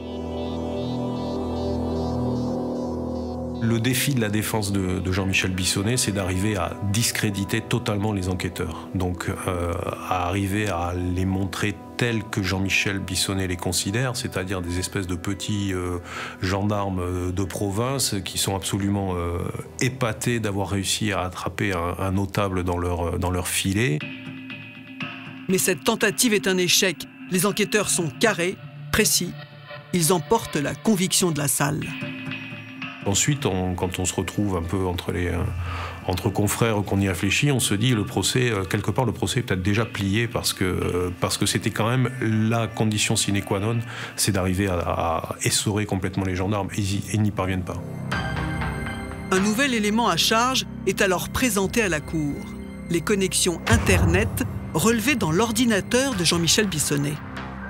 Il s'agissait soit de pornographie sadomasochiste hétérosexuelle, soit de pornographie homosexuelle, c'est-à-dire de relations homosexuelles entre hommes. Sous le pseudo Le Fennec, Jean-Michel Bissonnet va parfois chercher une femme, mais aussi un homme. Et on voit qu'il élabore le profil d'un homme entre 35 et 50 ans, bon chic, bon genre, parce qu'il met BCBG. C'est l'homme qu'il recherche. Et dans ses souhaits, quand même, sur le site de rencontre, il écrit qu'il souhaite flirt ou romance pour mettre un peu de piment dans sa vie. Ça laisse une ouverture d'esprit assez intéressante. Alors, est-ce que Jean-Michel Bissonnet était satisfait au sein même de son couple? Les avocats de la famille Bissonnet ont beau riposter. Il a établi un profil et puis il n'y a jamais eu de connexion et il n'a jamais répondu à une quelconque annonce. Bon. Dans la salle, le doute est né. Les Bissonnet n'étaient peut-être qu'un couple de façade. Une piste que les gendarmes ont justement développée à la barre. Monsieur Bissonnet est quand même un petit peu tenu par madame. Il voudrait avoir une vie un petit peu plus strass et paillettes, je pense, mais qu'il ne pourra jamais avoir parce que madame Bissonnet est très stricte. Elle lui serre un petit peu la vis. L'avocat du frère de Bernadette s'engouffre aussitôt dans la brèche. Et c'est là qu'est arrivé le bâtonnier Christol. Un des grands talents du barreau de Montpellier et qui, je peux le dire, nous a déroulé une espèce de joli conte provençal. Il a imaginé que M. Bissonnet, à un moment donné, en avait totalement assez de cette vie, de ce bonheur parfait, que peut-être il aspirait à d'autres choses, mais que sa femme l'étouffait, qu'il ne pouvait pas s'exprimer, que le seul moyen de s'exprimer, c'était de la tuer. Voilà, alors c'est un mobile séduisant. Parce que le problème du mobile, c'était embêtant. On n'arrivait pas à trouver le mobile. Hop! Il n'y avait qu'un malheur, c'est qu'il n'y avait strictement rien au dossier pour accréditer cette thèse. Rien. Rien de rien. Pas l'ombre d'un témoignage, pas l'ombre d'un petit fait. Au fur et à mesure que le procès avance, Bissonnet s'agite, se débat et s'égare. Vous détruisez vos enfants. Et vous, c'est vous qui avez détruit le public. Quand on le voyait dans son box, s'agiter, crier, interpeller, il faisait peur. Il a dû leur faire peur à ses jurés. Et on a dû se dire, mais c'est peut-être lui, finalement, il en est peut-être capable. Vous avez vu comment il fait, là? Depuis le début du procès, Bissonnet est sous tranquillisant, soigné pour une dépression. Le matin du 3 février, dans le box, ses nerfs lâchent. Donc il est effectivement dans une situation où à un moment donné, il ne peut plus entendre ce procès. Et il le quitte.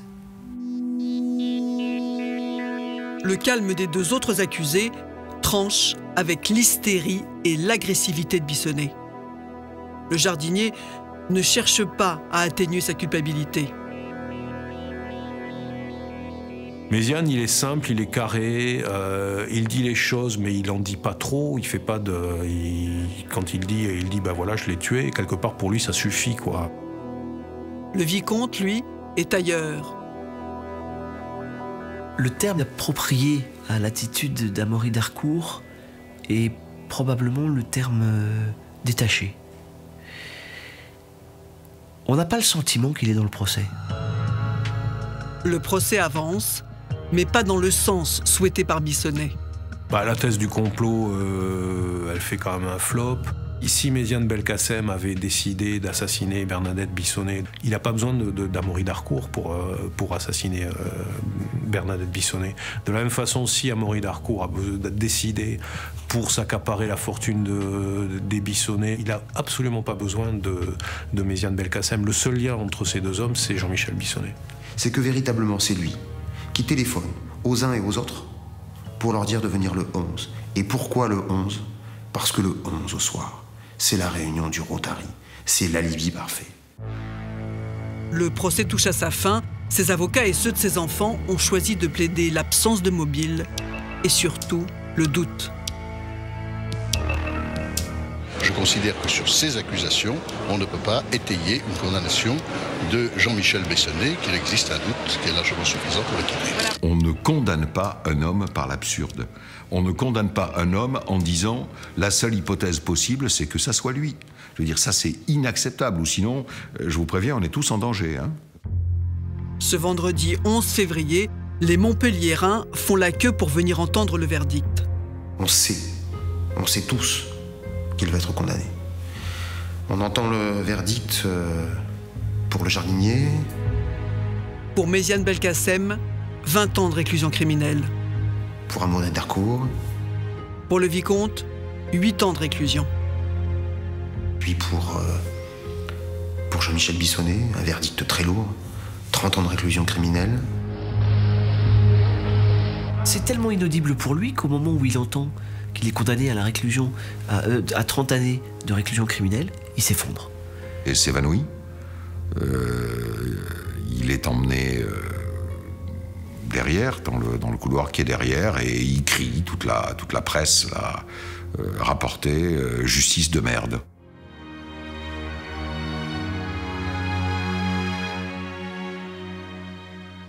Jean-Michel Bissonnet fait appel. 9 mois plus tard, le lundi 7 novembre 2011, 3e round. Le procès s'ouvre à Carcassonne devant la cour d'assises de l'Aude. Belkacem et Darcourt n'ont pas fait appel, c'est le parquet qui l'a fait pour eux. Pour Jean-Michel Bissonnet, rien n'a changé. Nouveau décor, mais même système de défense. Il espère toujours être acquitté. Je suis innocent. Je suis innocent.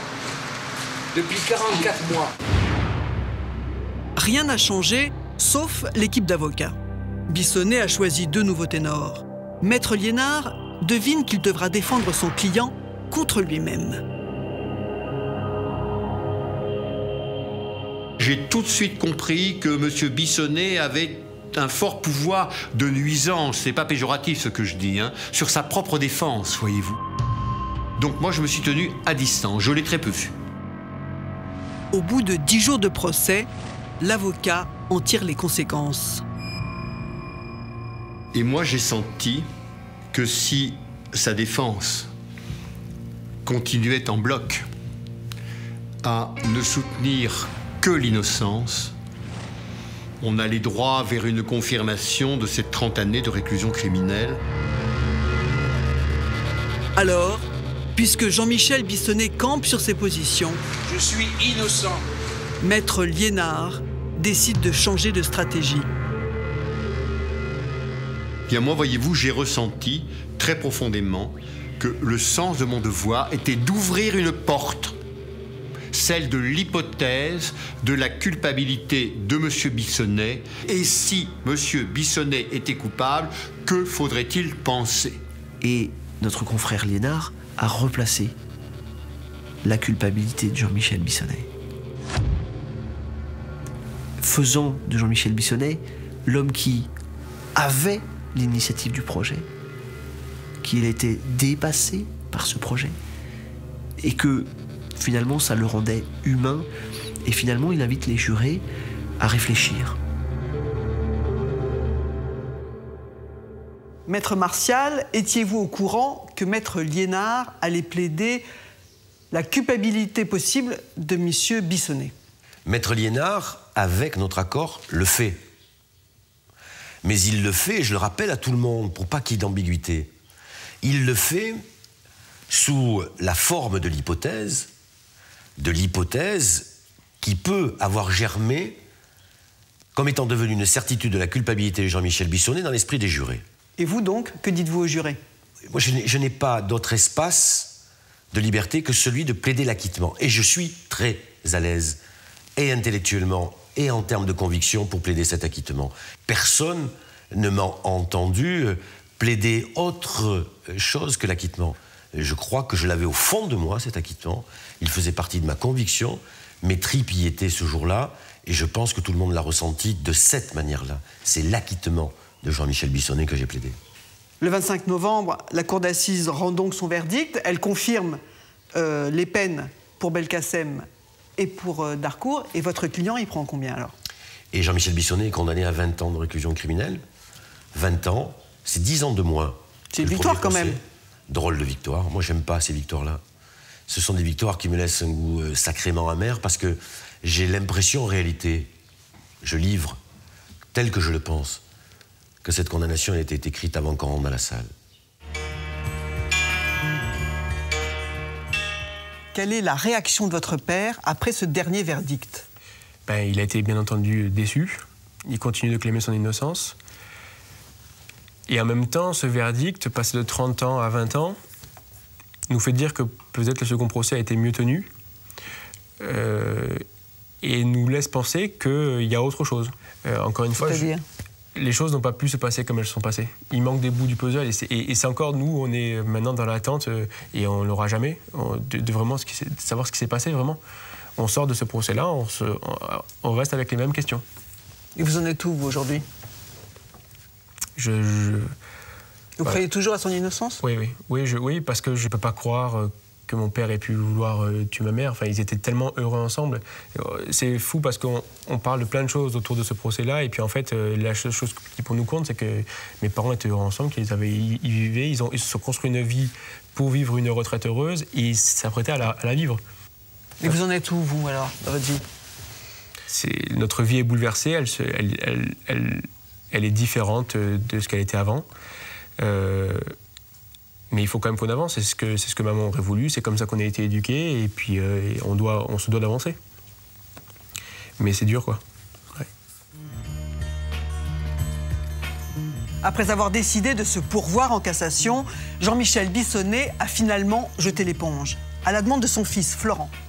À 64 ans, il a renoncé au combat pour libérer ses enfants de ce cauchemar.